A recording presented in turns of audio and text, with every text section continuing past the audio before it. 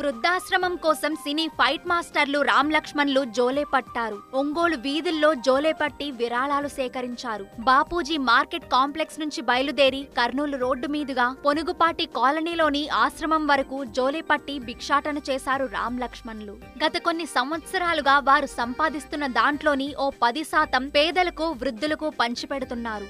అందులో భాగంగా ఒంగోలులోని ఉషోదయ వృద్ధుల ఆశ్రమంలో నిరాధారణకు గురై ఆశ్రయం పొందుతున్న వృద్ధ మహిళలకు ఆర్థిక సాయం అందిస్తున్నారు. తాము కేటాయించిన డబ్బులతో పాటు ఒంగోలులో జోలే పట్టి విరాళాలు సేకరించారు. రామ్ లక్ష్మణ్లకు పట్టణ ప్రజలు విరివిగా విరాళాలు అందించారు. రామ్ లక్ష్మణ్లతో సెల్ఫీలు దిగారు. విరాళాలు సేకరించిన అనంతరం ఒంగోలులోని పొనుగుపాటి కాలనీలో ఉన్న ఉషోదయ వృద్ధుల ఆశ్రమానికి చేరుకుని నూతన సంవత్సర శుభాకాంక్షలు తెలిపారు. వృద్ధులతో కేక్ కట్ చేశారు. ప్రతి వ్యక్తి సేవాభావం కలిగి ఉండాలని, నిరాధారణకు గురైన వృద్ధులకు ఎంతో కొంత సాయం చేయాలని ఫైట్ మాస్టర్లు సూచించారు.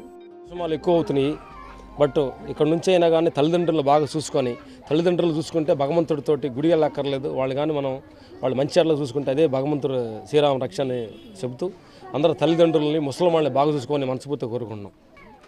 నా బంగారు తల్లులతోటి, భగవంతుడి స్వరూపులతోటి కేక్ కట్ చేసి ఈ కొత్త సంవత్సరం కేక్ వీళ్ళతోటి మా జీవితం స్టార్ట్ అవుతుంది. మాకు ఎంతో ఆనందంగా అనిపిస్తుంది.